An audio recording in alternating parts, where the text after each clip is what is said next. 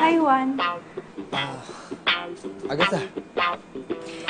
Nasira kasi yung water heater sa bathroom ko.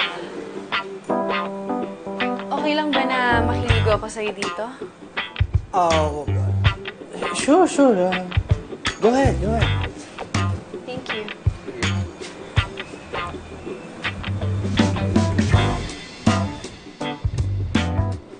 Sabi nila, opportunity only knocks once. Pero ang tuksong dala ni Agatha, ilang beses nang kinakatok si Juan. Pero tao lang siya, marupok, may hangganan rin ang pagtitimpi. Bumigay na kaya si Juan?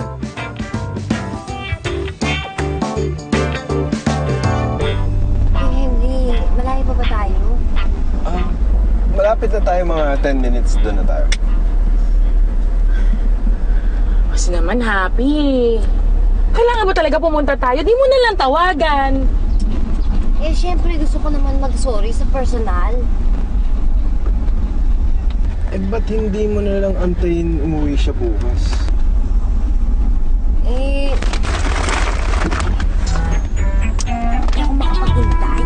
Oh, ano naman yan? Eh... Babawi ako ngayon. Ate. Ay, ikaw talaga. Alam mo na, bibili ka ng whipped cream at saka ng syrup, ha? Mamaya. Overnight naman sila Ma'am Agatha dun, ah. Eh, kasama naman nila si Kyle. Hindi siya natuloy kasi namatay daw yung auntie ni Lorraine. Bilisan mo na nga, Kuya Henry.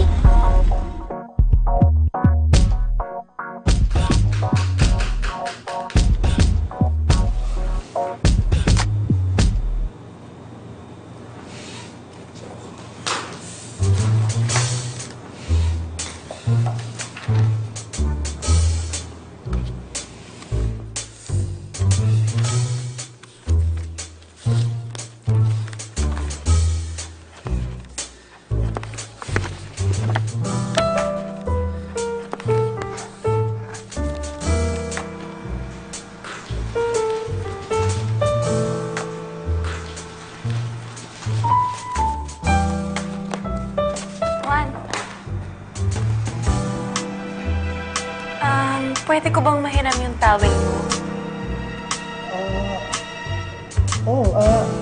Ayun, no? Hindi ko abot eh. Baka naman pwede pa abot. Sige, dali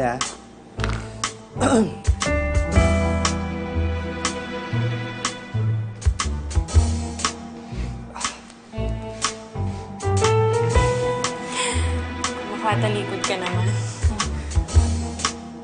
Sige.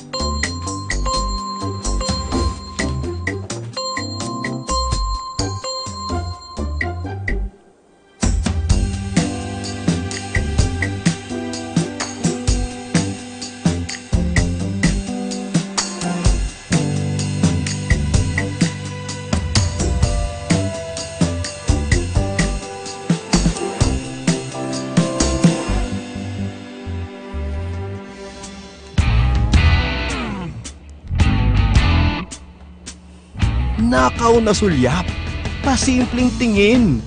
Hindi namamalaya ni Juan, unti-unti na siyang nahuhumaling.